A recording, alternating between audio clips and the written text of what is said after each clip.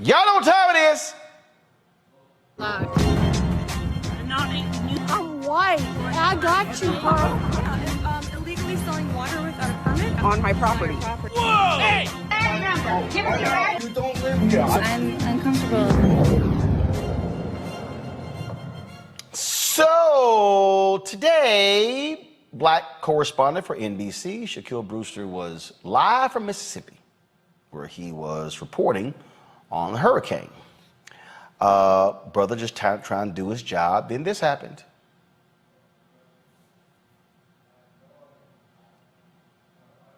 Hey. We're going to check in with Shaq Brewster just to make sure all is well. Some trees that have fallen, or at least limbs that have fallen. So they're going to go ahead and do that survey to make sure that they're okay. Craig, I'm going to toss it back to you because we have a person who needs a little help right now. Hey. We're going to check in with Shaq Brewster just to make sure all is well. There's a lot of crazy out there, a lot of crazy. And Bill Cairns, thank you as well. Again, we'll make sure Shaq's okay. And do that survey to make sure that they're okay. Craig, I'm going to toss it back to you because we have a person who needs a little help right now.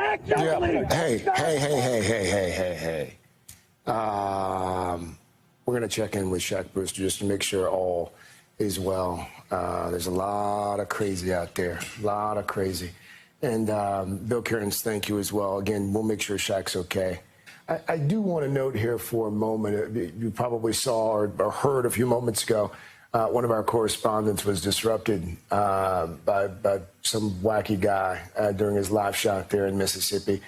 Please report that Shaquille Brewster is doing just fine. Shaq is okay. I'm just saying, would have been white man down, white man down. I'm just saying, what would have happened? You just rolling, guys, pull the audio up a panel, y'all.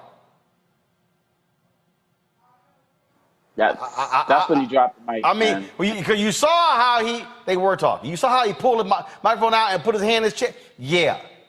That microphone would have been my weapon. I'd have hit him right upside his head. Right upside his head.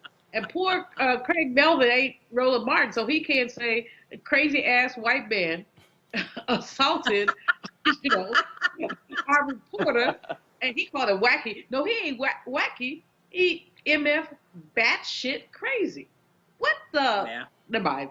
Don't get me on my soapbox about crazy ass white people but between COVID, the hurricane, and just pure ignorance, this has taken this up to a level. It's exponentially caused insanity. Exponential insanity. I mean, how dare that man?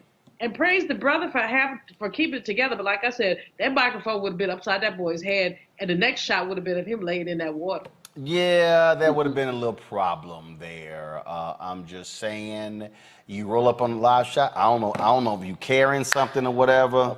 Somebody would have got popped in their mouth in Congo. Most definitely, and look, these reporters, they're going to have to start carrying stuff. I mean, not, to protect themselves, a taser or something like that, some pepper spray or something, because in addition to what Dr. Malveaux was saying about COVID and all of this other stuff causing people to just go nuts, we also got the Trump and Republican-induced hate towards the media. So, these guys were targets before COVID even became a thing. like with all of these issues going on, people are looking for folks to target. I feel really sorry for Shaq, but quite honestly, these guys are going to have to figure out, maybe they have a police detail with them or carry something, like I said, some mace or pepper spray, because they literally have to protect themselves, because this is happening all across the country. I remember I saw one journalist, a lady said, well, oh, are you from CNN? And the lady was like, no. She's like, oh, because if you were, I would spit on you. Like, seriously? You're going to literally walk up to someone and spit on? No, you ain't going to spit on me if I'm reporting. There's going to be a problem. And it's going to be just a matter of time if one of these reporters do drop their mic and just start swinging the mic, I'm saying. Hey, all I'm simply saying, Avis, look, don't get your ass whooped. I mean, look, I'm gonna tell you right now. Look, we were down in Atlanta for the Me X Swag Challenge, and there were folk who were rolling up on me, who were just trying to speak or whatever. And what gets me is this here, y'all. Okay, like when we're set up and I'm sitting in a chair with a bunch of cameras around me, I'm probably live. I'm just saying, it's a good bet that I'm live. And folks will come up and they want to talk. And like I had one brother who was he was a wrestler, and my man grabbed back on my shoulder. I was like, see, I mean we've had some close encounters with folks a few times, and so that situation, yeah, mic getting dropped, we assuming the position. Absolutely. It's got to go down. It's got to go down at that point. And, when you look at what's going on and this sort of huge uptick in violence by white people, let's just be very clear, is happening in various aspects of society. You're exactly right. It's happening with, reporters, but also we're seeing everything that's happening on airplanes, and I'm seeing reports about flight attendants who are having to take self-defense courses. At some point, when someone puts themselves in your personal space like that, you are completely within your right to protect yourself. That man coming in on him like that deserved to beat down immediately. Beat down first, ask questions later. I bet you that's a stand your ground state. So Shaq could have easily stood his ground and took him down. Yeah, I mean, and look.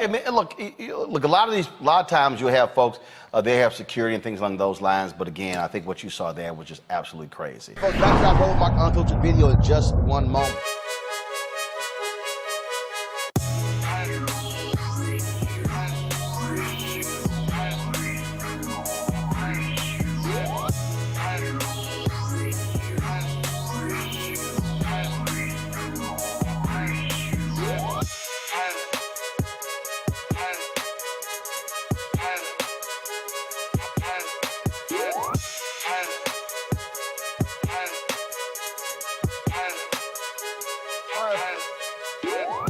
All right, folks, CEEK is a streaming platform for virtual events and virtual reality experiences featuring the biggest names in music, sports, and entertainment from around the globe. It, of course, is a Black-owned company founded by Mary Spio. CEEK's mission is to enable content creators to directly generate revenue from a global audience on multiple devices, including VR headsets, smart TVs, gaming consoles, mobile and desktop devices. Whether you're a gamer, music or sports enthusiast, CEEK has something for everyone. All right, folks, and a couple of items that they have that you can actually purchase. That is their 360-degree headphones. Unbelievable sound and bass with these headphones. Great for gaming as well. Bluetooth enabled, and so you can definitely get these headsets in addition to their virtual reality headset as well, where you simply just pop your phone in right here, watch your VR content right there on. Watch it right there on CEEK.com. You can watch 360-degree video as well. If you want to get either one of these, go to CEEK.com. Use this promo code RMVIP21, RMVIP21, and that will give you a discount.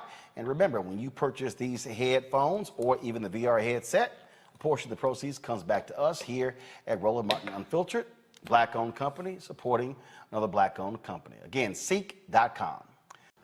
What we're seeing, and I'm purposely wearing this mask, because this is one of the, the Dr.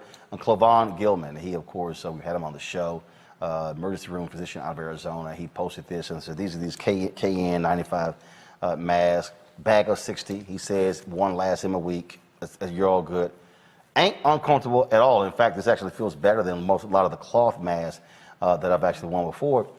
And it is beyond me. It is beyond me to watch these people, Omokongo, who are absolutely out of their minds crazy.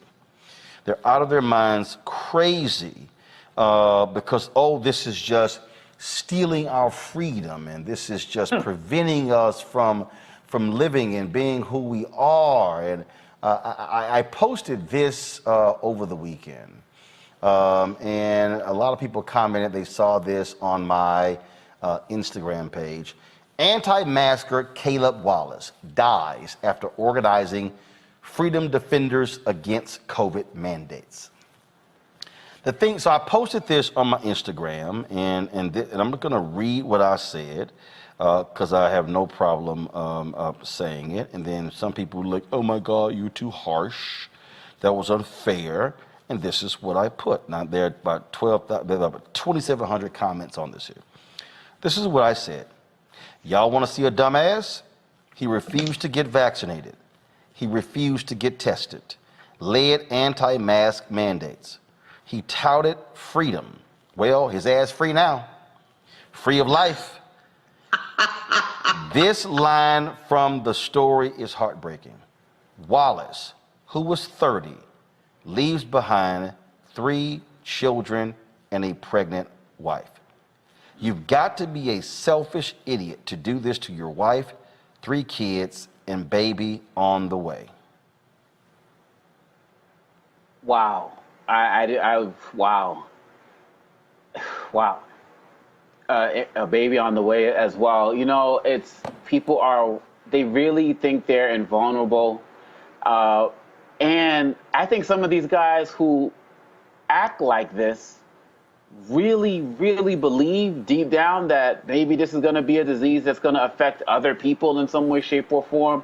But how much more evidence and proof do we need that this is a problem? Look, I'm working in K-12 schools across the country. I was talking to somebody in Utah the other day. They're like, well, the school board is red, but, you know, the leadership in this school is blue, and they're fighting.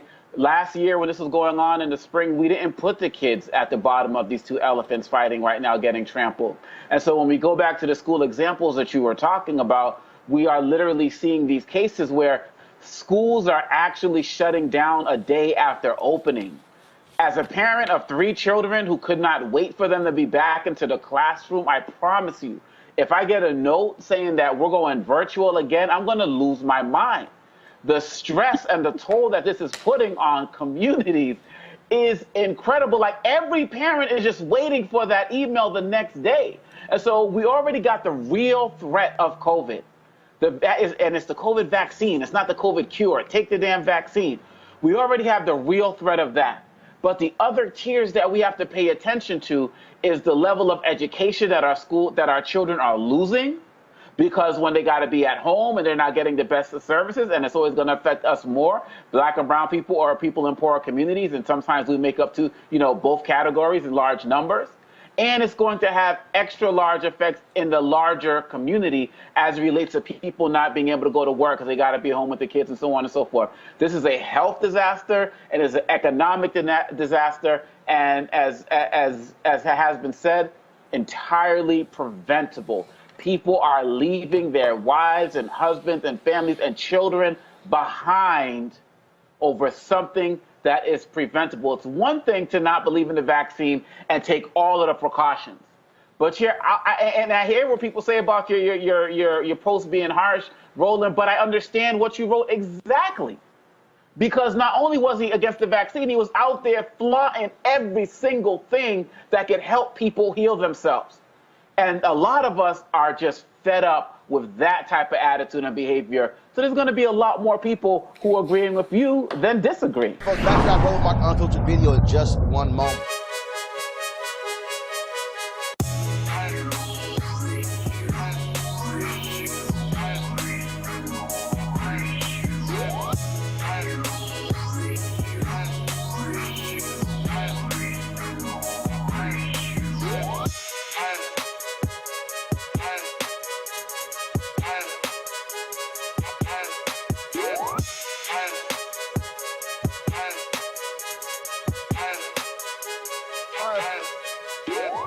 All right, folks, CEEK is a streaming platform for virtual events and virtual reality experiences featuring the biggest names in music, sports, and entertainment from around the globe. It, of course, is a Black-owned company founded by Mary Spio. CEEK's mission is to enable content creators to directly generate revenue from a global audience on multiple devices, including VR headsets, smart TVs, gaming consoles, mobile and desktop devices. Whether you're a gamer, music or sports enthusiast, CEEK has something for everyone. All right, folks, and a couple of items that they have that you can actually purchase. That is their 360-degree headphones. Unbelievable sound and bass with these headphones. Great for gaming as well. Bluetooth enabled, and so you can definitely get these headsets in addition to their virtual reality headset as well, where you simply just pop your phone in right here, close it, watch your VR content right there watch it right there on CEEK.com. You can watch 360-degree video as well. If you want to get either one of these, go to CEEK.com.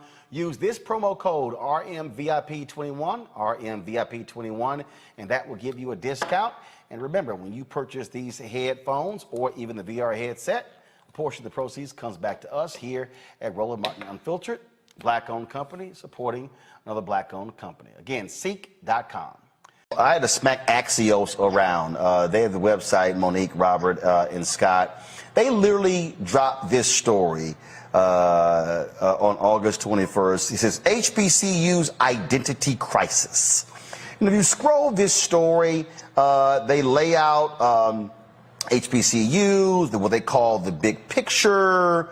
And then they quote a professor at Howard University where it says most black students choose HBCUs because they feel a sense of kinship with the college's culture and community. And then they quote him by saying that it's also why there's a sense that non-black students are invaders.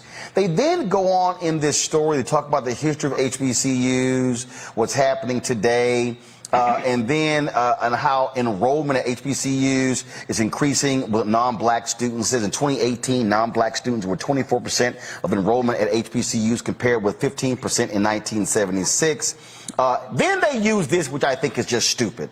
They go, as HBCUs sought out more non-black students, a handful, such as West Virginia State University and Bluefield State College, became predominantly white, leading to racial tensions. And so they quote a graduate of West Virginia State University, this guy, and talks about this tension, and then goes on to say, blah, blah, blah, okay, some other stuff. Okay, here's my problem with this article, how stupid it is. And I literally tweeted the two authors of this article, as well as Jim Vanderhay, who is the co-founder of Axios.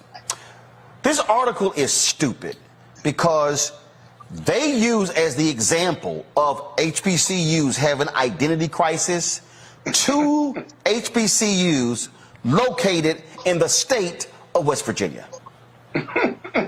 Monique, Robert, and Scott. The black population of West Virginia is 3.6%.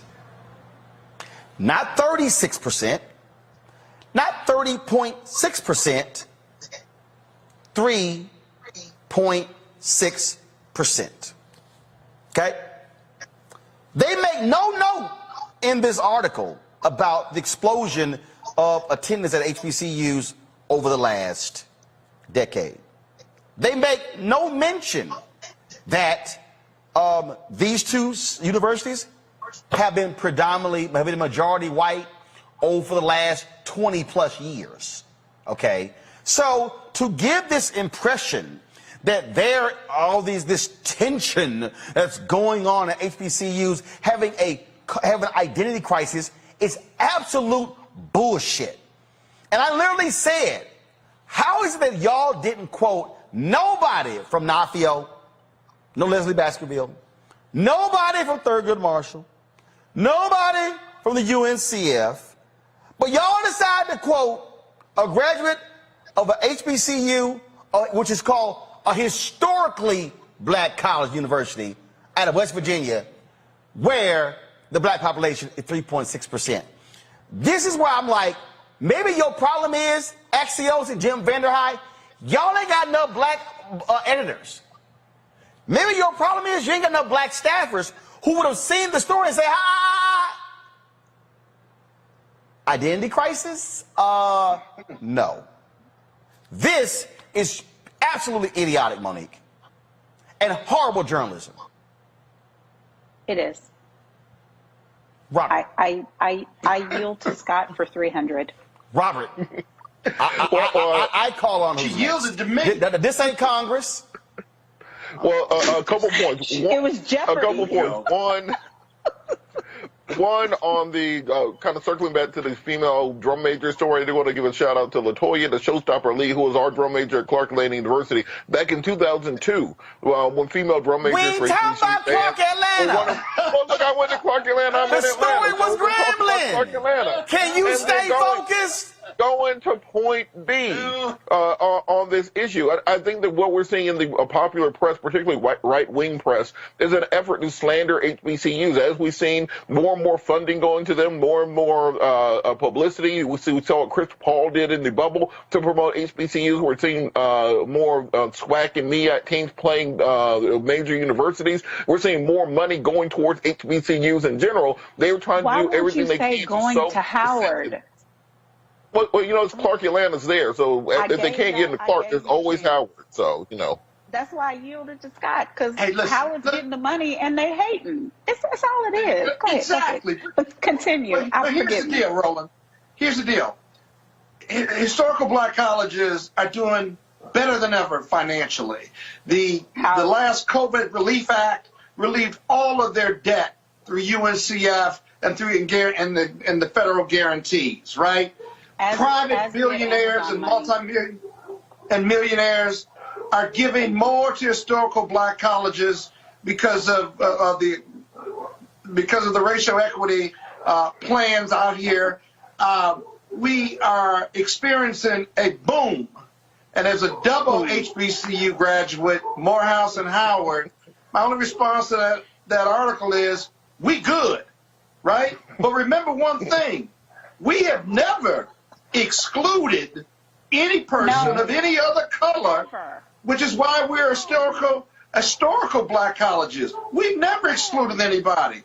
Morehouse 10 years ago had a white valedictorian. And so that article is rooted in ignorance. And as someone who sits on the board of my alma mater, as secretary, I know the facts and the statistics well. And so they could have interviewed me. They could have interviewed you. They could have interviewed Dr. David Thomas or the president of Howard University, but they didn't. So they weren't looking for truth. They were looking for a story to back into it. They backed into this bullshit. I just have a problem you writing a story saying, go back to it, HBCU's identity crisis, and written by Shauna Chin and Marissa Fernandez. And I literally tagged both of them in my tweets to Jim Vanderhei saying, this is a bullshit story. And I got a problem with the story. But Roland, the identity crisis in their minds is they view, which is why I keep saying Howard, but the same is true of Morehouse because they got my brother Robert Smith money. And just, let me go back to Spelman and some Cosby money. Let me just talk about it and understand that when we don't struggle, they think we don't have an identity. Like us struggling to get an education is part of the identity, and it is not. You can't steal my culture from me as a Howard grad just because people who are of other hues come through. They've always been coming through, and they get an education, and they experience more blackness than they've ever experienced while they get their wonderful education. So just because people with millions and billions are more and more supporting what the three of us on this panel have been blessed to experience doesn't mean that we don't have an identity. We have our same identity. We are just ratified. And hold up, they mentioned They mentioned the donations. This is the lead of the article. Historically, black colleges and universities are seeing a new wave of substantial donations and interest from big-name talent, but the attention has also highlighted questions of cultural identity. No, let me say this. No. Let me say this right here, Axios. You have decided to all of a sudden realize that HBCUs exist. Exactly. You have decided that, not all of a sudden big name talent. Let's be real clear. Let's be real clear here. I want to be real clear. Axios, Nicole Hannah-Jones, Yes. going to Howard, as well as why is it escaping me? Ta-Nehisi Coates. They ain't the first big name folk to go to HBCUs. See, all of a sudden, let me just go ahead and break this down. All of a sudden, white people and other non-black people are going, oh my God, Nicole Hannah-Jones and Ta-Nehisi Coates, they're going to HBCU. Oh my God, what's going on? To teach. When there have been a number of big name people. See, the problem is it's big name people that white people know. So see, that's why. So the real issue is not HBCUs have an identity crisis. The problem is Axios has a black identity crisis because you now have discovered HBCUs. So because now I'm not done. So because Mackenzie has taken her divorce money from Jeff Bezos and has given millions to HBCUs, y'all have discovered that HBCUs exist. And so all of a sudden, you want to write a little cute story about, oh my goodness, identity crisis, because y'all looked up and went, woo, there are 2 HBCUs that are predominantly white. Let me help y'all out. There are actually 3. There's Bluefield, there's West Virginia State University, and there's also Lincoln University in Missouri. Those 3 are predominantly white. Now, if y'all want to, you can go to Harris Stowe, that's also in St. Louis, to find an HBCU. If y'all also had any depth whatsoever, Axios, Shauna Chin, Marissa Fernandez, what y'all would have done, because see, I've done it, because I've actually covered this for years, you would have realized that West Virginia State University and Bluefield State College have gone to great pains in order to ensure their students don't forget their HBCU legacy. What you may have also realized is that Bluefield State College created scholarships to attract black students who in the area of theology to come to that Christian university because of that history. I'm sorry, how do I know that? It's probably because I've actually talked to the president of Bluefield State College, who has worked in partnership with my pastor, Ralph Douglas West, out of Houston, Texas, the Church Without Walls. See, that's what happens when y'all talk to black people who have an understanding of HBCUs. So, message to all mainstream white media. If y'all gonna all of a sudden discover HBCUs, do the damn research before you write ignorant ass headlines saying there's an identity crisis at HBCUs. No, y'all are just clueless. Yeah. And we'll leave it at that. Folks, back to our Roland Unfiltered video in just one moment.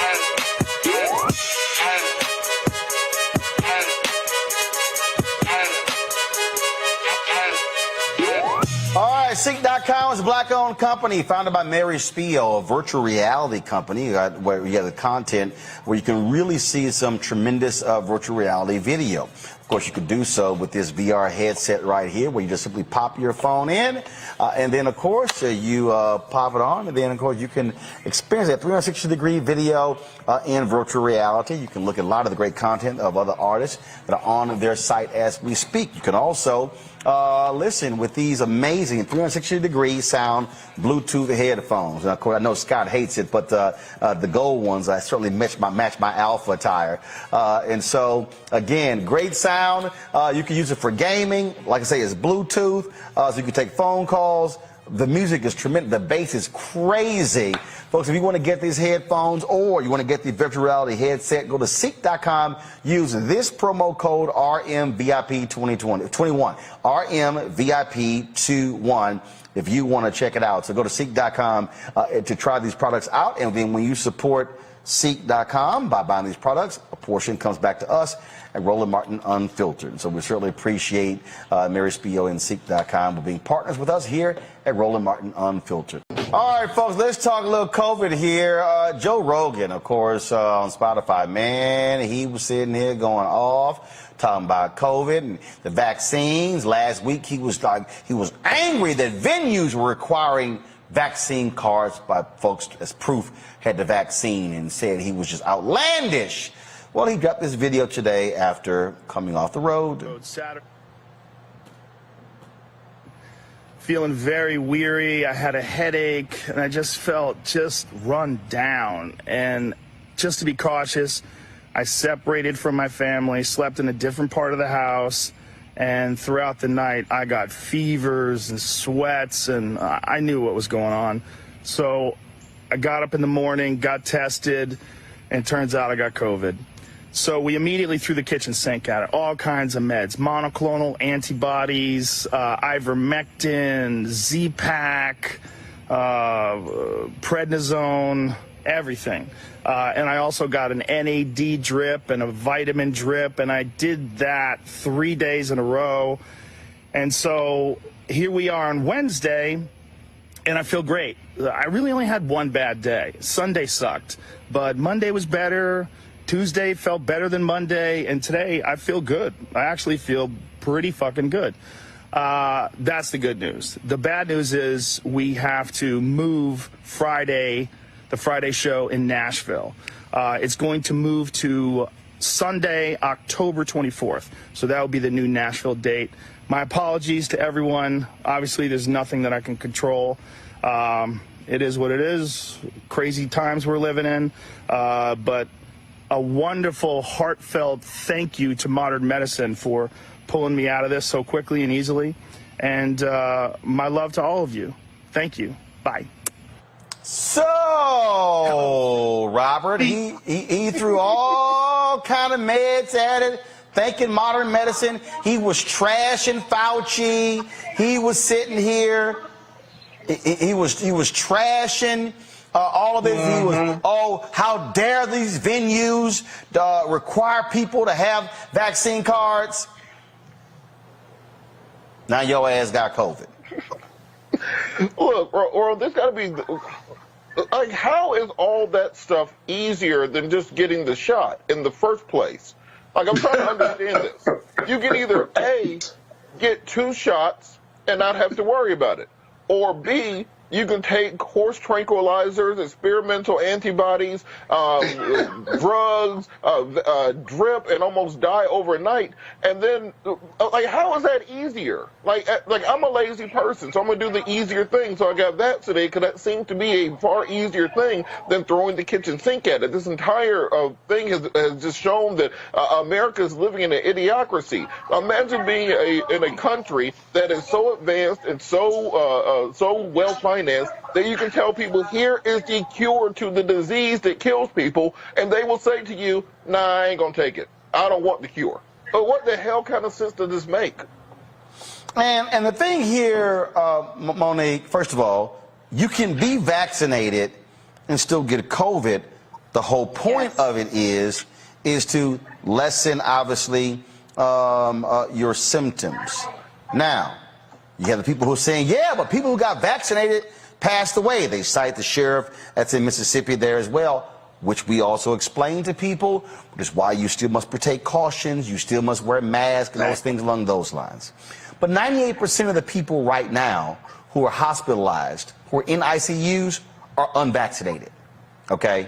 And hopefully Joe Rogan and anybody else who's white or black or Latino or Asian, Native American, who's gay, who's straight, who has money, who's no money, maybe you'll now pay attention and stop playing games with this, because this is not a game. No, it's not. And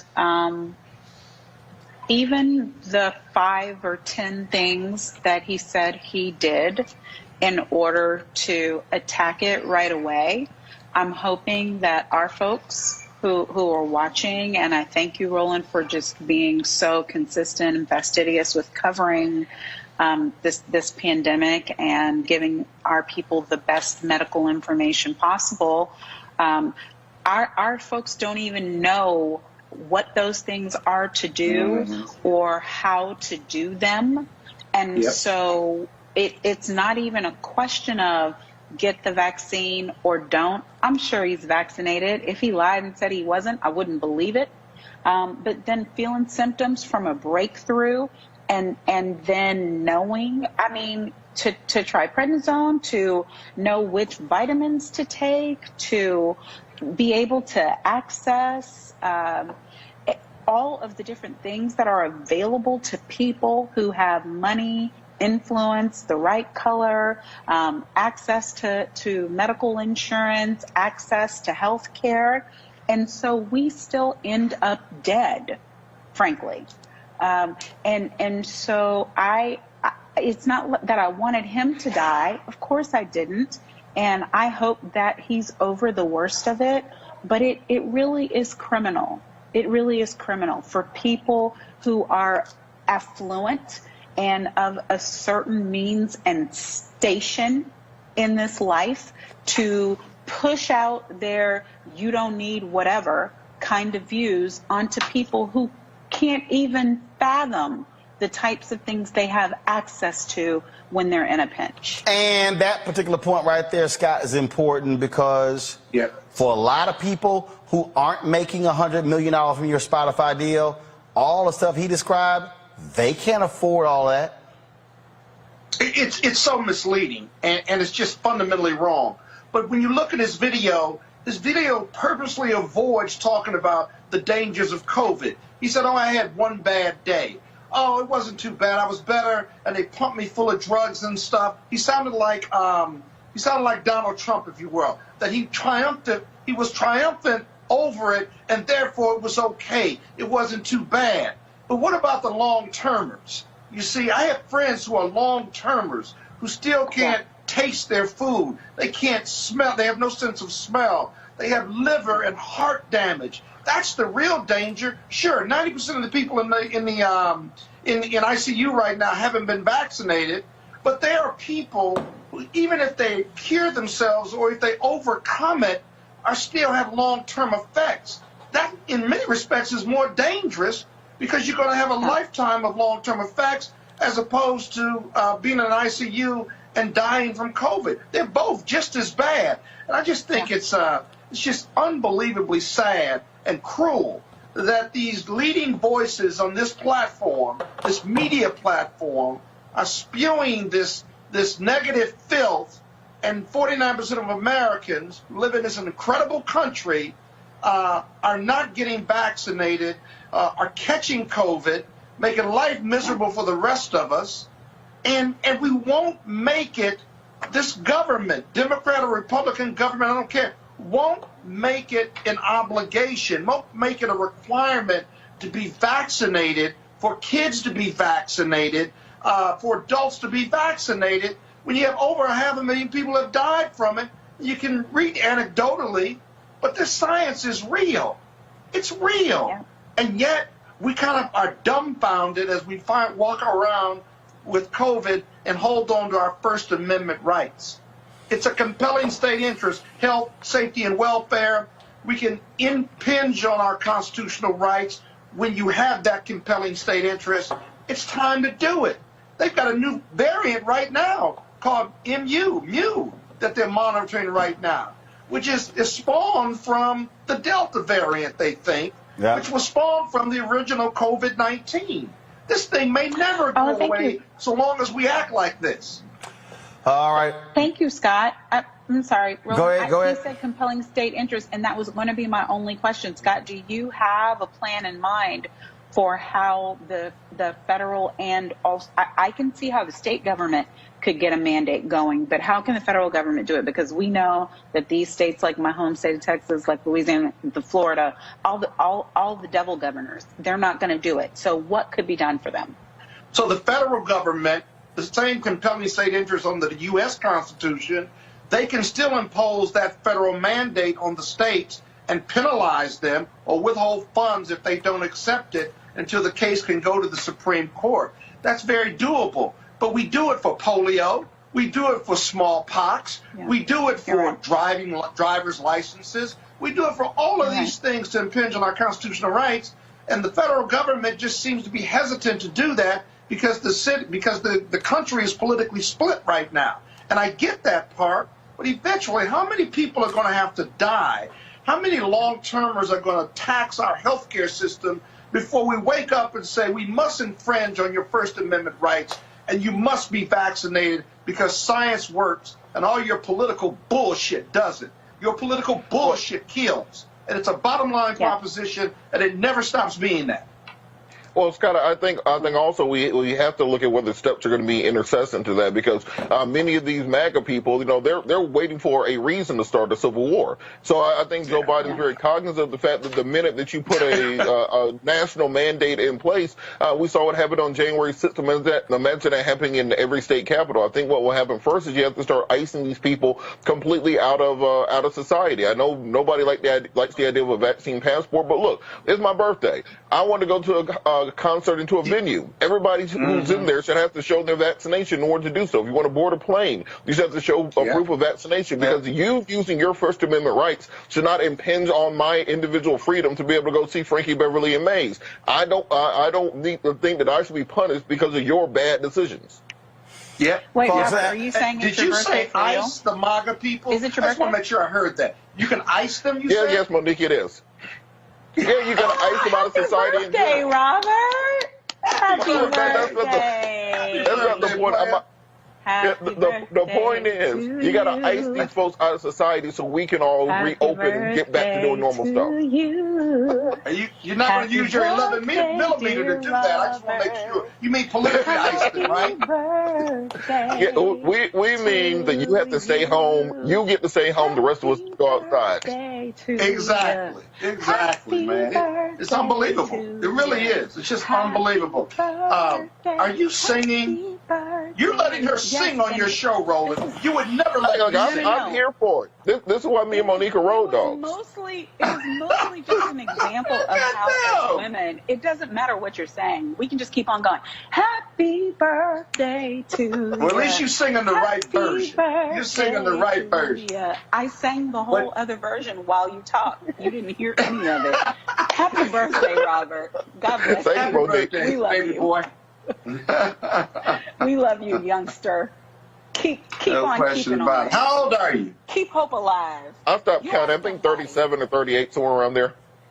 You're a damn lie. But you go on. I'll let you have that one. But happy birthday anyway. How real? September 1st, 84. Hey, Roland, let's pivot. What's the next topic?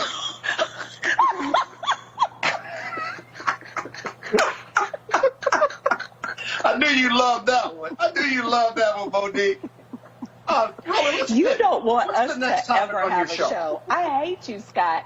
I hate you every time you tell him what to do. Our hopes of our own time is further and further away. He's not amused. He's not amused. I know he isn't. This is our shot. What is wrong? We could just let the camera keep rolling until 9 and just do a spin-off. Folks, after I rolled my Untitled video in just 1 month.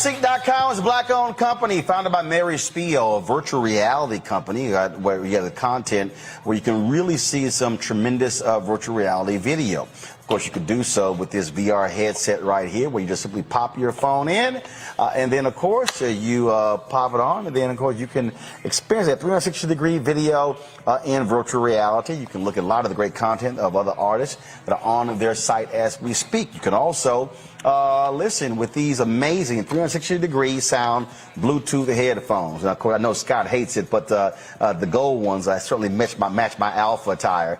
And so, again, great sound. You can use it for gaming. Like I say, it's Bluetooth, so you can take phone calls. The music is tremendous. The bass is crazy. Folks, if you want to get these headphones or you want to get the virtual reality headset, go to CEEK.com. Use this promo code RMVIP2021. RMVIP21 if you want to check it out. So go to CEEK.com to try these products out. And then when you support CEEK.com by buying these products, a portion comes back to us at Roland Martin Unfiltered. So we certainly appreciate Mary Spio and CEEK.com for being partners with us here at Roland Martin Unfiltered. We told you yesterday in that crazy white people segment, the white guy who rode up on the brother at NBC in the middle of his live shot, well, an arrest warrant has been issued for him. His name is Benjamin Eugene Dagley of Wooster, Ohio. He's going to be charged with 2 counts of simple assault, 1 count of disturbing the peace, and 1 count of violating an emergency curfew. He apparently also violated his probation. Why? Because the dumbass literally drove from Cuyahoga County, Ohio to Mississippi. He decided to roll up on Shaquille Brewster to interrupt his live shot, and now your dumbass is about to lose your job and go to jail. See, we keep trying to tell these people, dummy, you got exactly what you should have gotten. Now, I can't wait to see you do the perp walk, since you want to walk up on him in the middle of a hurricane report. Folks, back to that Roland Martin Unfiltered video in just one moment.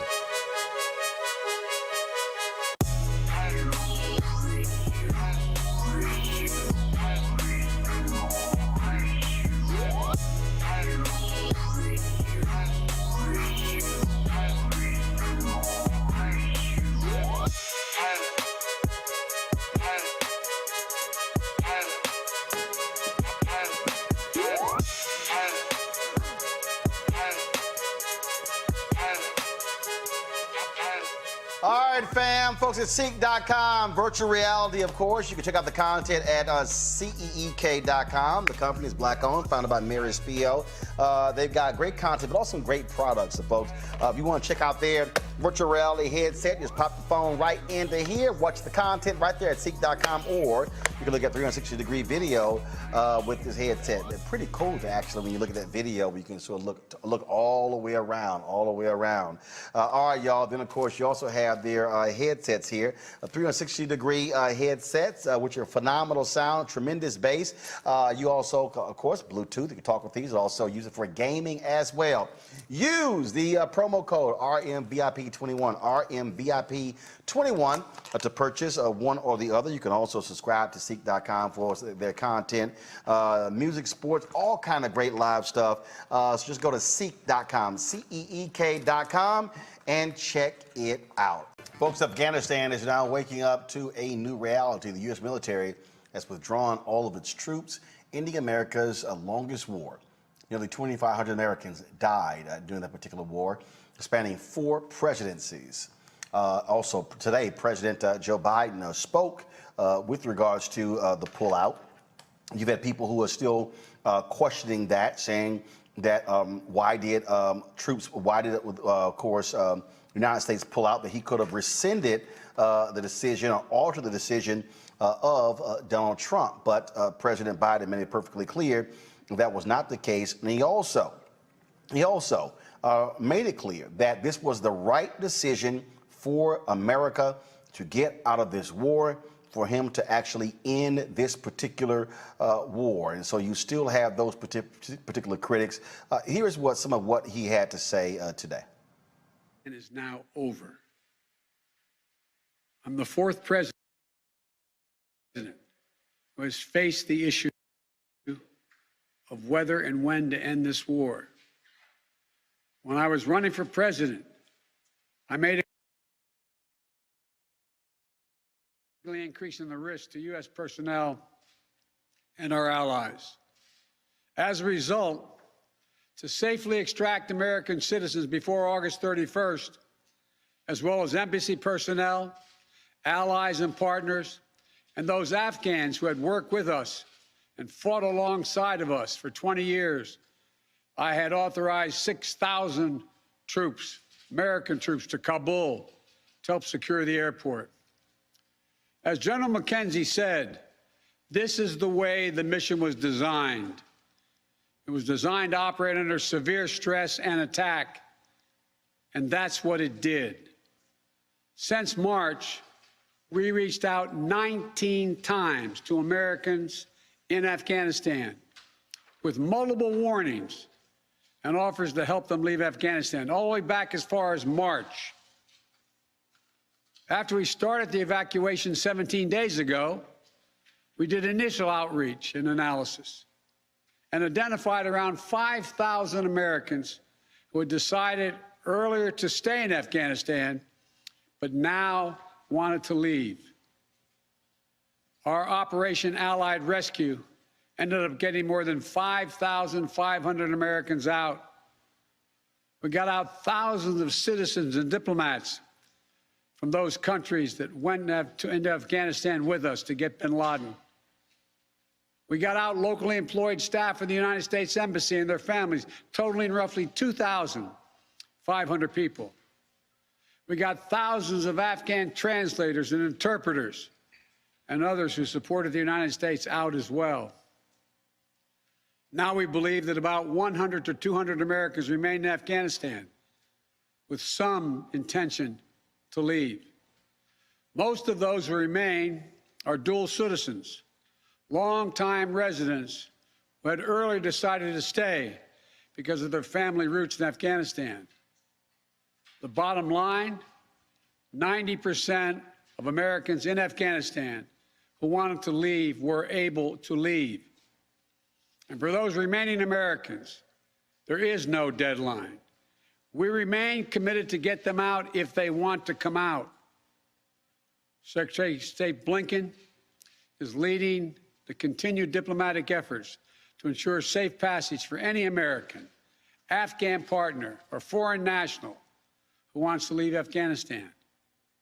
In fact, just yesterday, the United Nations Security Council passed a resolution that sent a clear message about what the international community expects the Taliban to deliver on moving forward, notably freedom of travel, freedom to leave. And together, we are joined by over 100 countries that are determined to make sure the Taliban upholds those commitments. It will include ongoing efforts in Afghanistan to reopen the airport, as well as overland routes, allowing for continued departure to those who want to leave and deliver humanitarian assistance to the people of Afghanistan. The Taliban has made public commitments, broadcast on television and radio across Afghanistan, on safe passage for anyone wanting to leave, including those who worked alongside Americans. We don't take them by their word alone, but by their actions. And we have leverage to make sure those commitments are met. Let me be clear. Leaving August the 31st is not due to an arbitrary deadline. It was designed to save American lives. Joining us right now is counterterrorism expert Malcolm Nance. He is the author of several books, including The Plot to Betray America, How Team Trump Embraced Our Enemies, Compromised Our Security, and How We Can Fix It. The reality is this here, Malcolm. President Joe Biden had the guts to do what his predecessors did not, and that is end this war. Nearly 2,500 troops. I've seen estimates ranging from $2 trillion to $20 trillion spent in Afghanistan.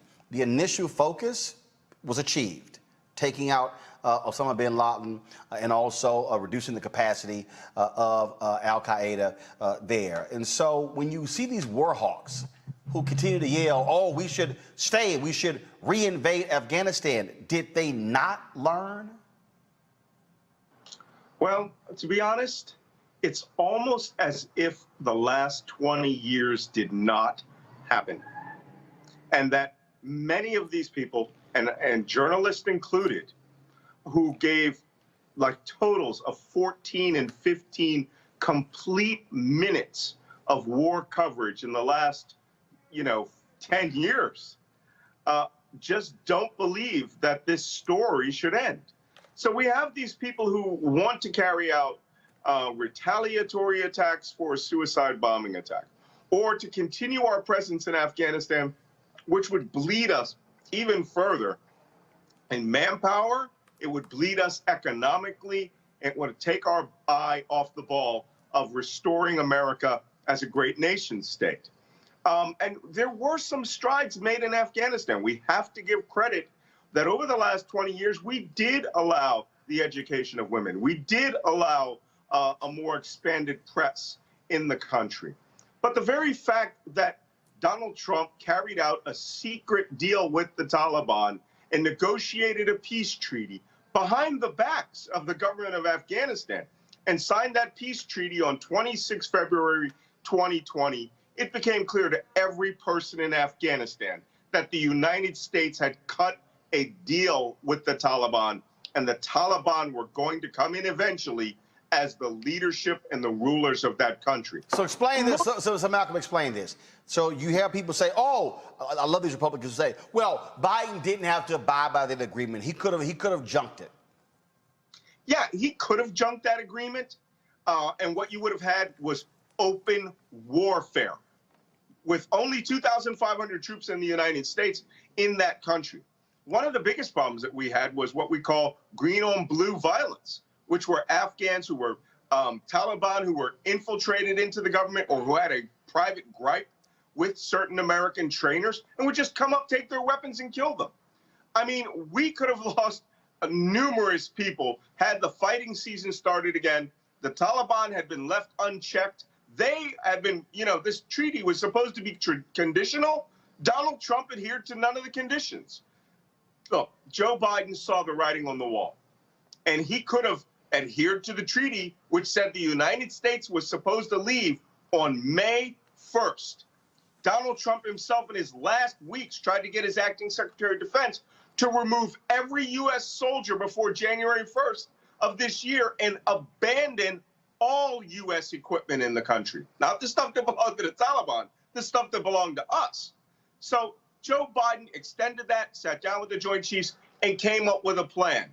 What he didn't have a plan for was the fact that for over a year, all of the tribal chiefs, the provincial governors, members of the Afghan government had already seen the writing on the wall and were cutting secret deals with the Taliban and essentially handed the keys to them when one guy on a scooter showed up.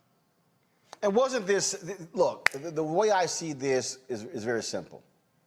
Biden goes, I'm going to take the hit. Yep. Biden could have easily done what Obama did. He could have easily done what Bush did. That is, oh, no. Just keep it going. Keep it going. Keep it going. Where he said, no. I'm going to take the hit, and I think the American people are going to side with me. So while you got Fox News and OAN and Newsmax and all these people, and yeah, certain people on CNN and MSNBC saying that this was loud, this was awful. I mean, I remember seeing one person saying, there's no way we can get 50,000 people airlifted out of the country before the August 31st deadline. We did. Yeah, we did. We did that when it was at around 35,000. And I think it was Eric Bollard who said, what happens if we're a success? And he picked the arbitrary number of 100,000. And we eclipsed that. We blew past 100,000 very, very quickly. The one thing that the United States is competent in is executing a plan. The problem is that the news media, who, by the way, many of them were very beholden to their, 1 or 2 time experiences in Afghanistan, living the Whiskey Tango Foxtrot life. And if you haven't seen that movie, I'm going to prescribe this to all your followers. If you want to see why they went after Joe Biden, watch the Tina Fey movie, Whiskey Tango Foxtrot, which is about the wild life of journalists living in Afghanistan. It's sort of like an adult amusement park with liquor right? Where they live in these luxurious villas. They all have private security guards, drive around in armored vehicles to get that perfect shot or to get that interview, and people die all around them. Many of these journalists are regretting now that they don't have that. That life is going away. The people that they met, the experiences that they have. Unfortunately, they do not believe that the Afghan people technically chose this. And I have some news for many of your listeners. Afghanistan has 38 million people.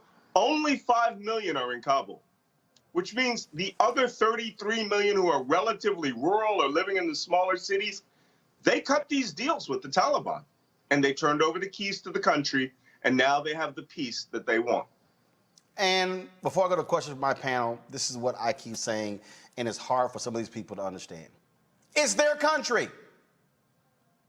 It's their country. And I absolutely understand the concern about women, about girls, about freedom.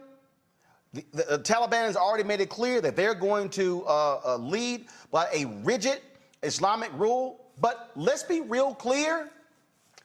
That's Saudi Arabia. Right. Look at how the dictator in Turkey, how he's leading.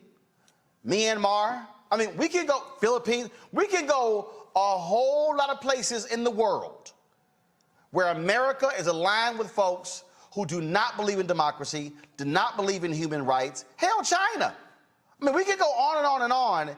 And so this idea that we are going to tell somebody what the hell to do in their country, but then we the same folks, hell, who don't even want Americans telling each other what to do in this country. Come on, right. That's a farce. Yeah, and Afghanistan is a patriarchal, misogynistic, tribal society, okay? And 90% of that population lives rurally. You know, very funny, the right wing criticized me for saying that many of them are goat herders. Most of them are goat herders. I mean, this is a rural society that is agrarian. You know, they live on basic subsistence. But you know what their key subsistence is? Islam, as they want to practice it. Islam, as they see it. They are conservative. They are fundamentalist, right? But what they want is they want their cultural norms to be adhered to without a 2,000-pound laser-guided bomb dropping on their head, accidentally wiping out their village or destroying a wedding party with an AC-130 gunship. It's regrettable. But those deaths were principally because we decided that, you know, we would work towards the goals we established, which were not particularly compatible with the average person in Afghanistan. So they spent this last year choosing who they wanted to rule. Questions from my panel. Mustafa Sadiq Ali, your question for Malcolm Nance. Malcolm's good to see you. Yeah, I was blessed that both my family and friends made it back home safely after fighting in Afghanistan.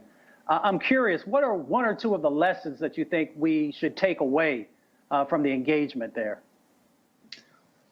So, you know, I'm an old spy, so I have some very specific things that just drove me absolutely crazy because I speak Arabic. And when I went there the first time in 2002, the reason that I got through to so many of the walis, right, the senior male leader of the village, tribe, or family, is because I could pray in Arabic. I could speak Islam. Yeah, I mean, I could speak Arabic to them. I could read the Quran in Arabic. I could sing nasheeds in Arabic, which they view as the pure language of the Quran, or the pure language of the Prophet. So it opened immense numbers of doors. The very fact that we have to evacuate tens of thousands of translators shows that for 20 years of war, our people didn't even learn their language. So we have a very soft bigotry of culture. We do not care about the cultures we go into. We want to bring our culture on top of it. You know, we want to teach kids not just to eat chocolate bars, but to drink Rip It, concentrated caffeine drinks and things like that, and create this expectation that they will become a mini United States. Many of the neoconservatives and the politicians who invaded Afghanistan and Iraq, especially Iraq, thought they were going to recreate Germany or South Korea there. It takes 5 minutes on the ground to realize you're never getting there. This is not a place where a Marshall Plan could build them up economically and you could change their culture into being, freedom-loving, small d Democrats. These people live tribally. They defeated Genghis Khan and Alexander the Great and the British twice and the Soviet Union with their interfamilial tribalism. So instead of bringing that and investigating the human factors to determine why we were considered bad, laser-guided bombs, and why the Taliban were considered acceptable, Muslims working towards a cause they could understand, well, then we essentially just fought that war 20 times over. And the worst part is no one read a book about Vietnam, which was the exact same thing. Brianna, your question for Malcolm Nance. Yes, thank you so much for having this conversation. It's very vital with our world expanding. And you've touched on great points. I don't remember Donald Trump flying one Kurd to safety. He let Turkey slaughter them, and they were our allies. They served with our troops, and there was no outrage from that. But Biden has safely evacuated more than 100,000 Afghans at this point. And I'm saying, let's take score. As it stated, Trump had a year to get the civilians and allies and diplomats out of there, but not one peep. He did it, for the Nobel Peace Prize, wasn't serious, and now Biden comes in and takes control of it. And, while we work to end our presence safely, we can't abandon the women and children of Afghanistan.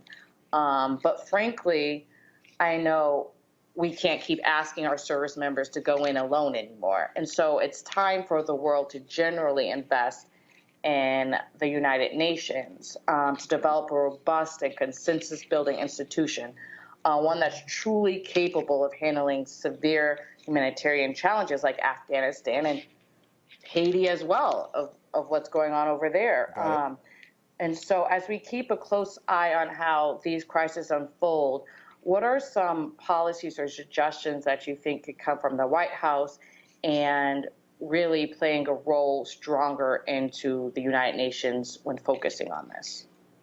I'm glad you said that. I've worked with the United Nations in some pretty obscure parts of the world. Sometimes they knew I was working with them. Sometimes they didn't know that I was working with them. But I always understood their goal, right? Many people like to disparage the United Nations and think, oh, there are a bunch of consensus-building people. We're going to have 500 meetings. There's some organizations that are insanely successful. World Food Program. The World Food Program is like the Special Operations Command. And instead of dropping bombs at their terminal target, they pallet drop food or they bring in bags of food. The World Food Program is insanely successful organization. No one starves when they're around. And they have these incredible digitized databases where everybody gets a little tag on their arm, and they know precisely down to the calorie how much each of you have gotten in food, and they can get that food out there. We should be supporting the WFP, UNICEF, the United Nations Children Education Fund. They're talking about transitioning funds. We just had $6 billion sitting in a kitty right now that was supposed to go to the government, it was supposed to go to the government of Afghanistan. It's not going to go there. That was supposed to help the government, integrate itself better and computers. Those people stole the money, right? Because they're government bureaucrats. There's not a country in the Middle East, Sub-Saharan Africa, Southwest Asia, or Asia proper itself where the bureaucrats don't steal money and are corrupt. It's a fact of life. Take that $6 billion, drop $3 billion into UNICEF, drop the other $3 billion into the World Food Program, or UNHCR, United Nations High Commission for Refugees. The Taliban are children of the Afghan refugees who went to Pakistan with when the Soviet Mujahideen war that we were funding was being fought. And so in those camps, they became the Talib, right? The students who were studying fundamentalist Islam, and therefore when they came together as a combat arm, they were the Taliban, those who are students or those who are educated, in Islam. Well, maybe we can moderate some of that with United Nations High Commission for Refugees. Drop $10 billion in their laps, and the UN will work with the countries the Taliban trust. Qatar, Oman, Turkey, and in some respects, Pakistan. And maybe we can maintain these gains for women. Maybe the Taliban don't want to be North Korea of Southwest Asia. Maybe they want to be the Saudi Arabia of Southwest Asia, which means women will put the burqa back on. They will be what we call Mia bil Mia, which is 100%. That's all black, all gloves, all socks. That's what the Saudis are. And they're considered relatively liberal compared to the Taliban. The Saudis themselves will want to have a moderating effect on them and to create this Islamic Emirate of Afghanistan. But we have to support the global organizations. And you know, the minute we do this, we execute the Malcolm Plan, the right wing will go crazy about the New World Order because they're crazy. And they hate anything that will benefit people of color on the other side of the world, even if it is the most successful food programs that moderates the Taliban's extremist activities. These people won't care. You and I both know that. Final question, Cleo Monago from Malcolm X. Greetings, Malcolm. It's good to meet you. Hey, before September 2001 at 8:46 a.m., most of us had not heard of the Taliban. They weren't a household word to us. I've been told that they're a terrorist organization. I've also been told that before 9/11, this country, I think it would maybe have been the younger Bush, had invested in the Taliban and given money to the Taliban. And I'm trying to find out from you, my question is this true? Is it true that the United States had collaborative financial, in particular, relationships with the Taliban before 9/11 and did not consider them terrorists then, but they became terrorists in name after 9/11? Yeah, this is where you have to block out history by decades. Because what I'm going to do is I'm going to clarify some of the timeline. From 1980 to 1989, the men that the United States funded from the northern tribes in Afghanistan, and the northern tribes in Afghanistan, and then assisted the government of Saudi Arabia to fund Arabs to come from across the Middle East, the fundamentalist diaspora, and to get fundamentalist Arabs out of their country so that they wouldn't carry out their own jihad. The Saudis chose a representative who is the son of one of the 52 children of the richest man in Saudi Arabia. And that person was named Osama bin Laden. The United States and the CIA were funding another branch of that, the Northern Alliance forces, and the men from the Pashanjir Valley, Ahmed Shah Massoud. Doesn't matter. Another group that we were supporting because of our resources going to the Saudis was a guy by the name of Ahmed Azam. This was the fundamentalist. Azam was a Palestinian who had studied in Saudi Arabia, close friends with bin Laden. But Azam was really about the entire getting rid of the Soviet Union out of Afghanistan. Those people were all collectively called the Mujahideen, right? The Holy Warriors. When the war ended in 1989, and everybody started to dissipate, the Afghan tribes went back to their areas and created warlords, right? Osama bin Laden and Abdullah Azam got into a fight in Peshawar, Pakistan, in 1989, because Azam said, war's over, everybody go home. Osama bin Laden had in his mind a philosophy that he needed to incite a clash of civilizations between the West and the Arab states in order to defeat them and then they could take over all the Arab states and create a caliphate. This started in 1989. They killed Abdullah Azzam with a car bomb in Peshawar, Pakistan. And then all those Arabs that were under Azzam fell under Osama bin Laden and his organization, Al-Qaeda al-Jihad, headquarters of the Holy War. They went to Sudan because the warlords in Afghanistan started fighting. Now, notice I said they went to Sudan. The Taliban were these children living in Pakistan and eastern Afghanistan who were not, they were Afghans from the Pashtun tribes in the northwest frontier province in eastern Afghanistan. They didn't go with bin Laden. So this is where the Taliban came from. They are the refugee children and fighters from the Holy Warriors. Osama bin Laden branched out specifically to be a terrorist group in order to incite a clash of civilizations between Islam and the West. When the Taliban defeated all the warlords in the 1980s, 1980 all the way up to 2001, right? Or I think it was like, no, not 1980, 1990, 91, 92, all the way up to 2001, they were just creating their own country, the Islamic Emirate of Afghanistan. But because they revered bin Laden, he was a fighter, he had money, he's a Saudi, they let him come and stay in their country, run their armed forces, and they didn't understand that this man intended to attack the United States mainland directly in order to get the United States to invade Afghanistan. And his incitement was called the September 11th attacks, the holy month attacks. That was 9/11. Bin Laden wanted us to invade Afghanistan so that he could do to us what he did to the Soviet Union, which was break us politically and economically. And arguably, he's done that. Malcolm Nance, have not seen you a lot on MSNBCs. That's why I called you. I said I need to get your perspective. There are very few black people out here breaking this whole stuff down from a counterterrorism perspective. We certainly appreciate you joining us, folks. One of Malcolm's books, you see it right there, and that is The Plot to Betray America. Folks, be sure to get that. Malcolm, thanks a lot. Just remember, Roland, black spies matter. Absolutely, I agree. Folks, back to our Roland Mark Unfiltered video in just one moment.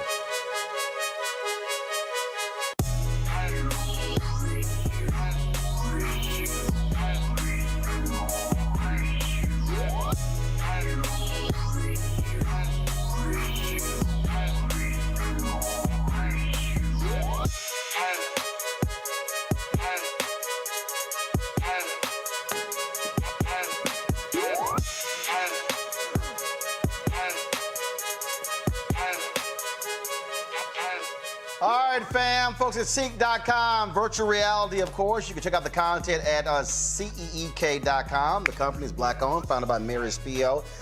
They've got great content, but also some great products, so folks. If you want to check out their virtual reality headset, just pop the phone right into here, watch the content right there at CEEK.com, or you can look at 360-degree video with this headset. They're pretty cool, actually, when you look at that video. You can sort of look all the way around, all right, y'all. Then, of course, you also have their headsets here, 360-degree headsets, which are phenomenal sound, tremendous bass. You also, of course, Bluetooth. You can talk with these. Also use it for gaming as well. Use the promo code RMVIP21, RMVIP21 to purchase one or the other. You can also subscribe to CEEK.com for their content, music, sports, all kind of great live stuff. So just go to CEEK.com, CEEK.com, and check it out. All right, folks, glad to have all of you here for our big announcement. On Saturday, we mark the 3rd anniversary of Roland Martin Unfiltered. That's right, the 3rd anniversary. Can you believe it? It has been a phenomenal 3 years. If you have been with us along the way, helping to build this, the first daily digital show specifically targeting African Americans, 5 days a week. When we started, we were 1 hour, and then we moved to 2 hours in our 2nd year. Unbelievable growth, have more than 1 billion minutes watched. We've had just numerous interviews, and of course, averaging 20, 30 million views a month. Just phenomenal growth, but that was never the plan. Just to have Roland Martin Unfiltered. So I am excited today. Well, you know what? Before I do that, I'll tell you this here. Why do we do the show?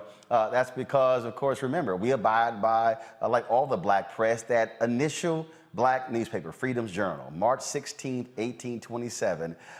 This is when they dropped the paper, Freedom's Journal, the nation's first black newspaper. And this is it right here. And the thing about Freedom's Journal, in the third paragraph is this. This is what they wrote. We wish to plead our own cause. Too long have others spoken for us. Too long has the public been deceived by misrepresentation in things which concern us dearly. No, we didn't misspell public. That's how it originally was written in 1827. That is the quote that the black press has used. And so over the years, you talk about Frederick Douglass, the North Star, Ida B. Wells Barnett, her writings dealing with pamphlets, dealing with lynching. Of course, the Pittsburgh Courier, Robert Abner, the Chicago Defender, the Atlanta Daily World. We can go on and on and on. Claude Burnett's Associated Negro Press. Of course, Negro Digest, Ebony, Jet, Essence Magazine, Black Enterprise, WOL goes to Radio 1, becomes Urban 1, BET, TV 1. There's a long history of black-owned media, but we're now living in a digital world, which means that we have to have a digital focus. What did Gil Scott-Heron say? Revolution will not be televised. I dare say the revolution will be streamed, which is why today we are announcing this, Black Star Network. Black Star Network is going to be an OTT network available on all platforms across the country. And when I say all platforms, I'm talking all platforms. The app right now is available on your iPhone, on your Android, plus Apple TV, Roku, Samsung, Xbox, Amazon Fire TV as well. So let me show you this right here. And so, as you see, we got our Roku up as we speak. If you arrow down here, what you will see is Black Star Network, curated by Roland S. Martin. Now, it will take you to our homepage. We are already signed in, as you see right here. We are live. So you see all the content we have already up here. Like I say, the app is live. So if we click that, you actually can start watching, and then you'll actually see the program. And so here's the deal. It takes you to this page right here. Now, there are a lot of people who were telling me that, hey, you know what, you should charge. You see the different people. You've got Fox Nation. You've got even Black News Channel announced they're going to have a paid streaming service. We're not going to do that. And again, people told me I should have, but the reality is a lot of our people simply cannot afford to pay for a streaming service. And so we purposely chose to keep this free. We purposely chose for people to be able to access our content. That's what we've done with this show as well, which is why your support for our Bring the Funk fan club has been so critical, because you've been able to give us the opportunity to be able to provide the content to our audience for free. Up until now, we've been live streaming on YouTube, Facebook, Periscope, Twitter, Instagram as well. We're going to continue streaming the show on the platforms, but now we have the ability to have the platform on our own app. But it's not just going to be Roland Martin Unfiltered. I'm going to be unveiling over the next few weeks the shows that we're going to be having. We're going to have, folks, in the next couple of months, 5 hours of original content every single day, a series of daily as well as weekly shows. We will then go up to 8 hours of original content every single day. Repeat that twice in the 24-hour cycle. In the first quarter of 2022, we will unveil the Black Star Network 24-hour streaming channel. That's right. Our goal is to be on Tubi, Pluto TV, Samsung Plus, all those platforms with our 24-hour streaming channel. We have, of course, been building our content library, doing some amazing things. And the first interview that we're going to drop on Black Star Network, it will go up on Saturday morning.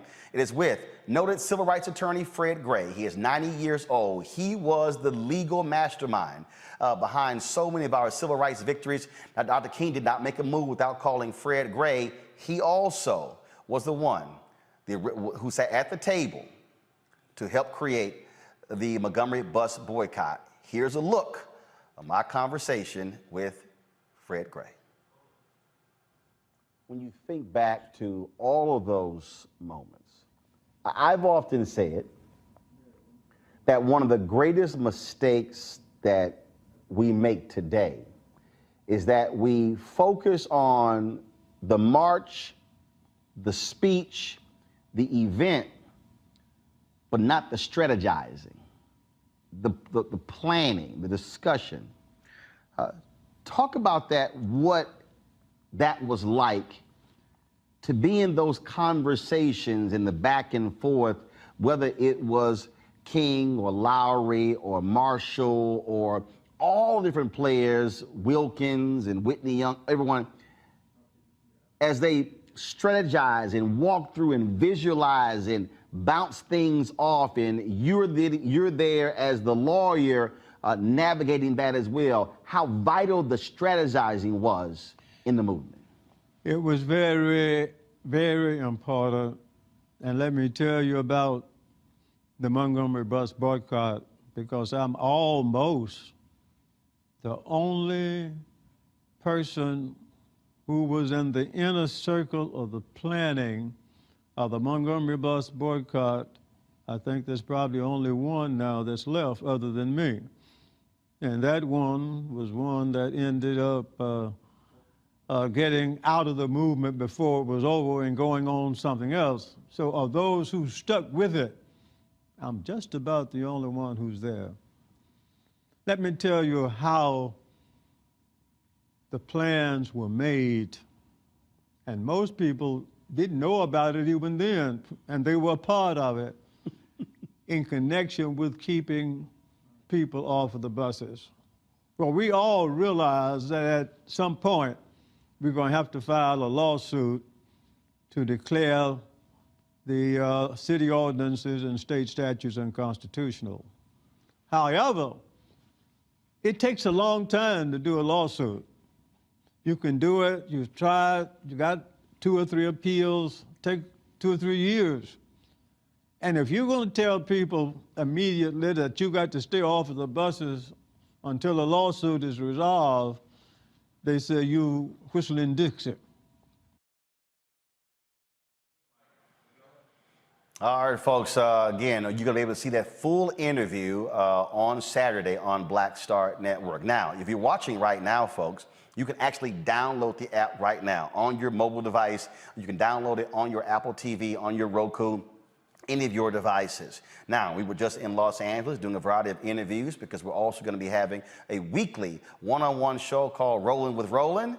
One of the folks we talked with in LA was my man, Jeffrey Osborne. Here's a sneak peek of that conversation. When did the damn woo-woo song just become like stupid crazy? You know what? It was so funny because that song was written by, I wish I had written that song, by the way. You ain't lying. Yeah, I bet you do. It was written by a couple of friends of mine, Bruce Roberts, Andy Goldmark, and it was called You Should Be Mine. And I recorded it. I came home, and I'm playing it around the house, you know, and my daughter was 3. Tiffany was 3 years old at the time. So I'll tell you how long ago. Yeah. And she kept walking by singing woo-woo. And she said, Dad, I love that woo-woo song. And I'm like, you can barely talk. That's not the woo-woo song. It's called You Should Be Mine. No, it's the woo-woo song. No, it's You Should Be Mine. No, it's the woo-woo song. So I'm fighting with a 3-year-old. So I called the songwriter and I said, my daughter says, this is the woo-woo song. And they said, well, maybe she's right. So they kind of named it the You Should Be Mine, but in parentheses, right. It's called the woo-woo song, right? Wow. So the record company, before it was released, they were sold on this song. They was like, oh, this song's a hit. So they went out in the street with microphones in the city and had people sing woo, woo, woo. And that was part of their campaign. And people were going crazy over just singing, can you woo, woo, woo? And that song just blew up. And from then, now people are calling me the woo-woo man. I'm like, what? Right, you know, Jeff, that's the woo-woo man. Right, it's a woo-woo man, exactly. But that song, man, even still today, I go out and people sing, they love it. And the worse they are, the more fun it is. It don't even matter how good you are or how bad you are. Then people started showing up at the concerts knowing I was going to go. They were showing up with instruments. Guys were sitting out with saxophones. Are you serious? I'm serious. I'm serious. They got up with a saxophone. One guy had a flute. I'm like, what? It's like, I'm going to get my moment. Yeah, exactly. It's crazy. Oh, okay. Now that's wild. It is wild. Yeah, people just started showing up with instruments. One lady had a tambourine. Just wanted to play the tambourine. I'm like, this is not an audition. This is. Had you ever done a show and you didn't sing it and they were mad as hell? I don't think I've ever not sung that show. So as y'all can see, you can actually see, boom, the network, the interview right there, live as we're broadcasting the show on Black Star Network. Now, remember when I went to Ghana in 2019? We were there for 10 days. We shot some amazing stuff. Well, COVID greatly impacted us last year, my Ghanaian crew. We have been busy this year finishing up the project. We're putting together a 10-part series that will air exclusively on Black Star Network. You now get the first peek at the sizzle reel of 1619 to 2019, the year of return. You read about it in history, you know, you talk about it, you see it on our side, you know, of the United States, but to actually come here and see where this story of slavery started and connecting the dots is just a wow factor for me right now.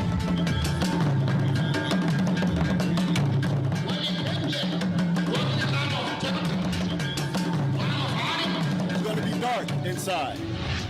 You might not see too much, but you're going to feel everything. Just imagine to see prisons in the yard in the United States.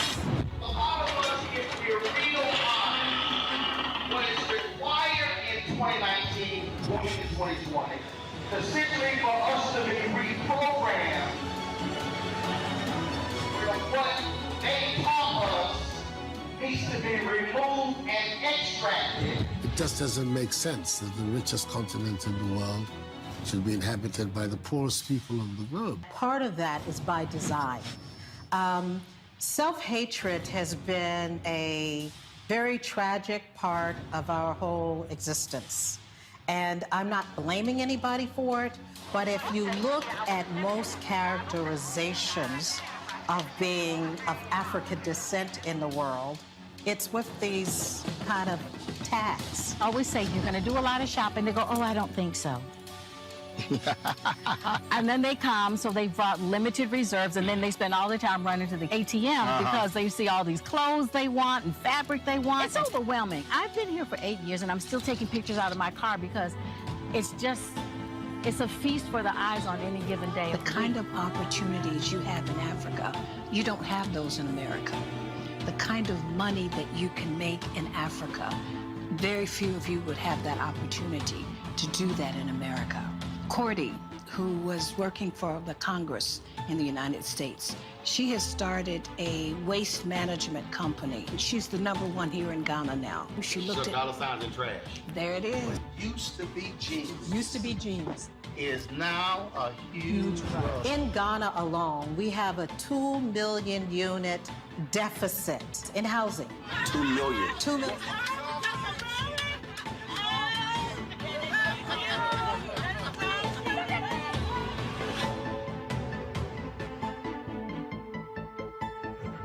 Seven of the 10 fastest growing economies right now are African nations. Why in the world would we not be trying to figure out how to connect? Because the Lebanese are, the Chinese are, everybody else is doing it. We will be crazy to do it. And it's for people who look like us. We will be crazy to do it. Crazy to do it. Crazy to do it.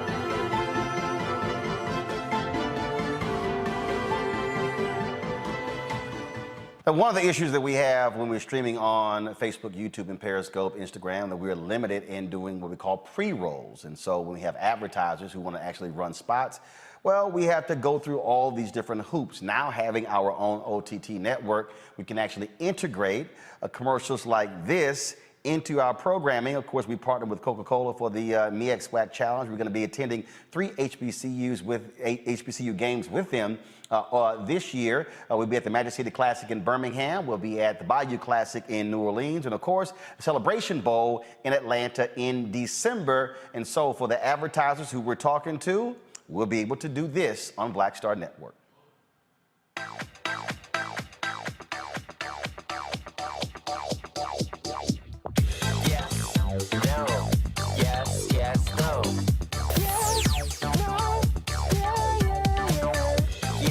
Yes, no.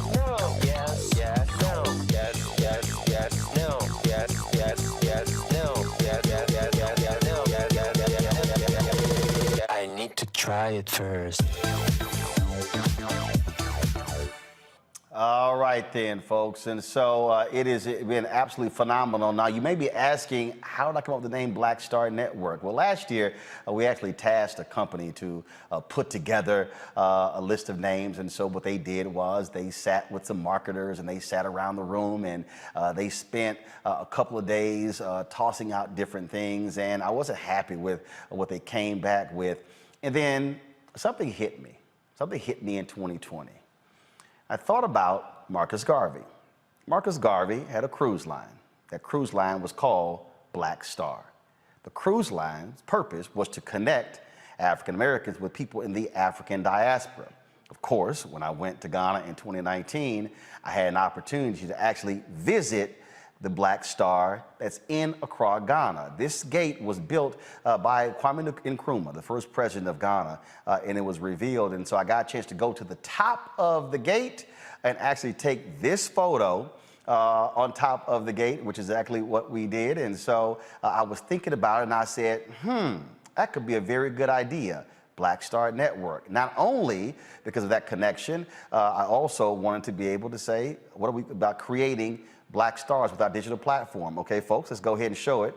And so that's one of the photos there. You saw it in the video as well. And so there were several different photos that we shot because Nkrumah wanted he wanted Ghana to be the gateway to Africa. Well, we want Black Star Network to be the gateway to Black-owned content, to give an opportunity to Black creators to be able to show what they can do. And so we've got some phenomenal things that we have planned. I'm not going to announce the shows that we have lined up, but folks, trust me, we're focused. It's an amazing stuff. We're in 3 different areas: news, politics, business, tech, and also in culture. Culture could be religion, it could be entertainment, it could be any number of things. It could be cooking, it can be comedy, it can be all kinds of different stuff. And so, man, we got some stuff lined up.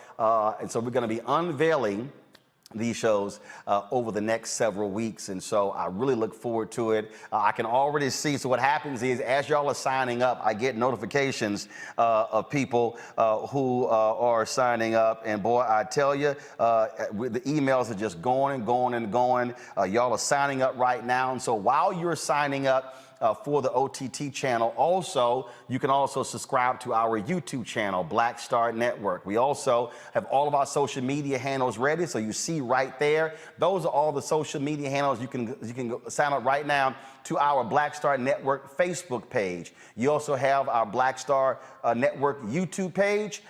Twitter, we couldn't get all black in there with Star and Network, so Twitter is BLK Star Network. You can also go there. You can also see our Instagram page. And so all of those pages are already there. I want every single one of you who already follow me to follow all of those different accounts as well, because we're going to be pushing out some great, amazing content, folks, with this particular network. And again, it is 100% Black owned. This is an opportunity for us to be able to speak to our issues, for us to be able to really have the kind of content that's needed. And by having the OTT network, again, we're not limited by what we're doing right now on YouTube, Facebook. And so I dare say for all these advertisers out here who keep saying they want to support Black-owned media, now is your shot. Now is your shot to actually support. I had people who were saying that, well, you know what, you're streaming on those platforms. We really could do business if you had your own. This is my own. Now you have no more excuses to say you can't support what we are doing. As I said, we're putting together our 24-hour streaming network. I'm going to do something here. So, Henry, why don't you go ahead and do this here? Y'all, we're here in our new studios. Y'all seen the shot of our control room. And so we're building this whole thing out. And so I'm just going to give y'all a glimpse of what y'all are seeing right now. You're seeing the backdrop. And so I'm just going to give y'all just a sense. So you see the colors here. And so these are all glass offices here.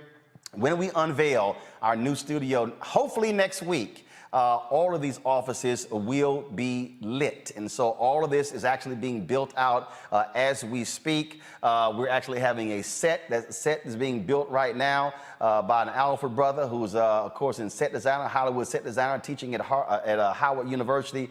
That's being built as we speak, will be installed next week. Then, of course, you have our set, our new set that's over here that you've been seeing me as well. And so we have been working on that. We got the Leroy Campbell art piece. You see that as well. And of course, we're going to be, all of that is going to be all designed. And I told you just the other day, we actually have, of course, the Black-owned drape company that installed our green screen. And so we got that as well. So a whole lot of things happening here at Roland Martin Unfiltered. Now, Black Star Network as well. And so what you'll have to understand is that we've been working real hard over the last 18 months. A lot of people we've been talking to, working with, again, on this whole deal. People who've been working with us on economic strategies. We've been looking at doing crowdfunding. We've been talking about all of those different things. I sort of held off on that because we really wanted to build this thing proper. Dwayne McKnight with the Marathon Fund, we've been meeting with him on, again, finances. How do we actually build this out economically? But y'all have been so critical because it's your resources that have been helped us to be able not to have to go out and give away equity for a small amount of money. We've been able to build this thing very methodical over the past 18 months. And so that was always the plan. And you got to understand who also saw this. My wife, Reverend Jackie Hood Martin. When I had my 40th birthday, she was asked the question, is in the video, she was asked the question, what will Roland Martin be doing by the time he's 50? And she said he will have his own network. Remember, I turned down the deal at TV One in 2018 after News One Now was canceled, and I was 49. We launched Roland Martin Unfiltered on September 3rd, 2018. I'll be 53 in November. We were building this for the future, and I can't wait to unveil the stuff that we have. And so it's going to be fantastic. Y'all have played a huge part in it. And so we want you to tell all your friends, all your family. They can download the app. They can now watch our content on their television. A lot of our seasoned saints, you don't have to sit and try to get them to figure out how to use their phone. If they have Apple TV, if they have Roku, if they have Amazon Fire TV, if they have Samsung Tizen, if they have Xbox, they can now watch Black Star Network and Roland Martin Unfiltered on all of those platforms. Folks, back to our Roland Martin Unfiltered video in just one moment.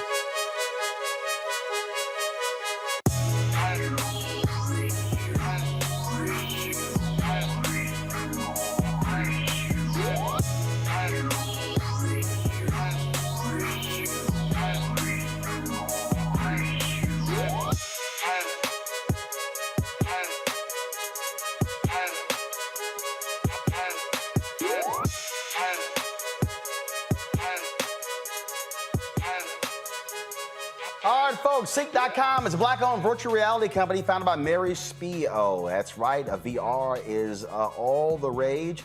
The ability for you to be able to actually be immersed in the space to feel what's going on. Imagine being at a concert and you're watching the concert, but you're actually in the seat in the concert. And so that you can able to see that great videos and all kinds of different things on CEEK.com.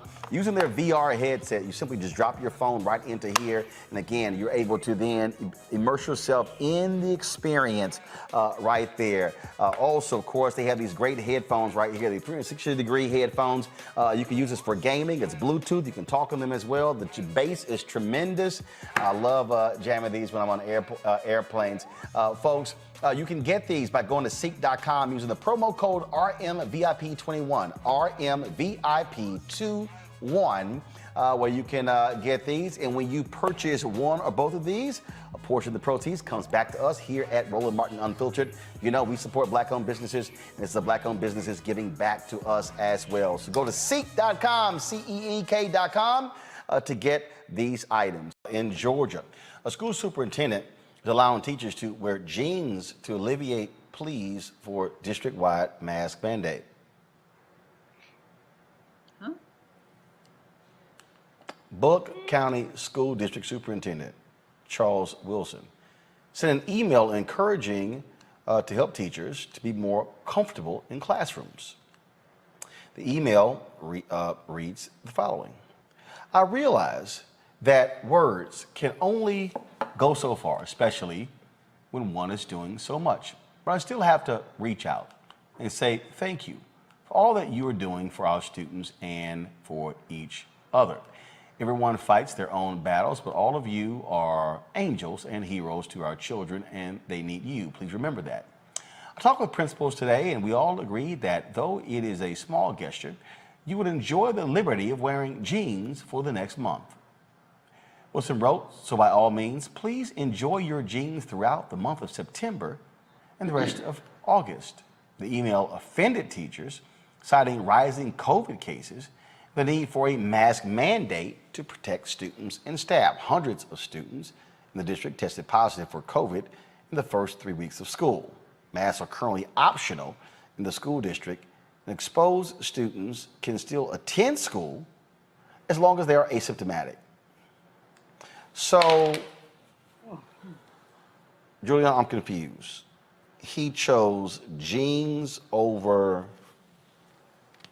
this. I'm just trying to understand.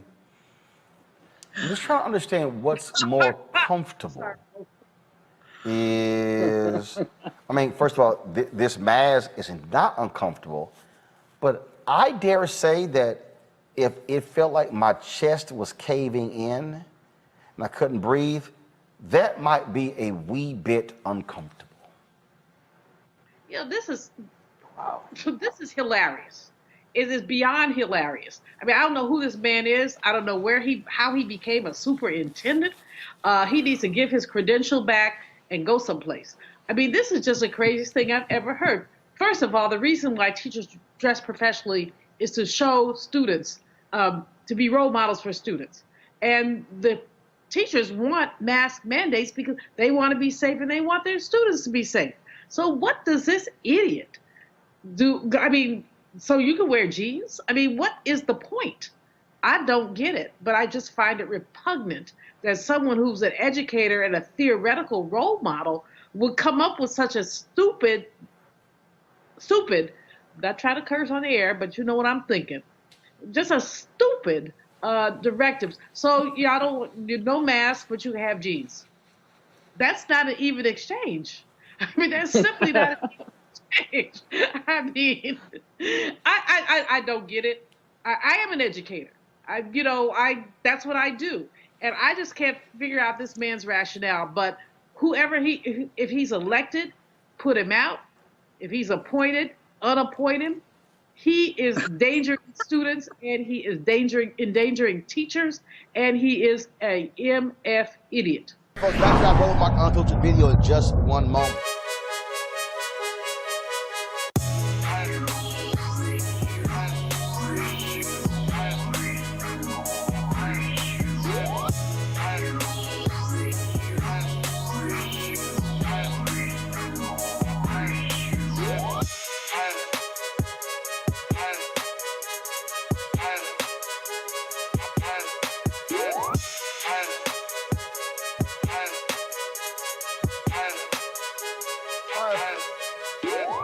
All right, folks, CEEK is a streaming platform for virtual events and virtual reality experiences featuring the biggest names in music, sports, and entertainment from around the globe. It, of course, is a Black-owned company founded by Mary Spio. CEEK's mission is to enable content creators to directly generate revenue from a global audience on multiple devices, including VR headsets, smart TVs, gaming consoles, mobile and desktop devices. Whether you're a gamer, music or sports enthusiast, CEEK has something for everyone. All right, folks, and a couple of items that they have that you can actually purchase. That is their 360-degree headphones. Unbelievable sound and bass with these headphones. Great for gaming as well. Bluetooth enabled, and so you can definitely get these headsets in addition to their virtual reality headset as well, where you simply just pop your phone in right here, watch your VR content right there on.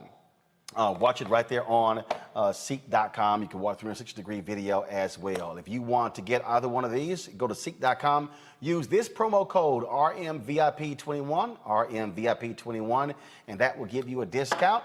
And remember, when you purchase these headphones or even the VR headset, a portion of the proceeds comes back to us here at Roland Martin Unfiltered, Black-owned company, supporting another Black-owned company. Again, CEEK.com.